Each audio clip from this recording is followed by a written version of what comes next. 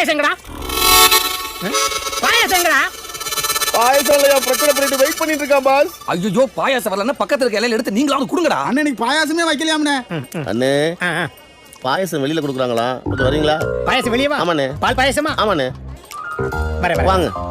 வந்துட்டேன். முந்திரி போட்டுருக்கண்ணே. போட்டுருக்கா, நெய் ஊத்திருக்கா? ஊத்திருக்கண்ணே. பாயசம் யார் தர்றா? பாஸ் கொடுப்பாருண்ணே. இவனா தர்றேன். ஆமாண்ணே. பாயசங்க வேணுமா? பாயசம் வேணும். தர்றேன்.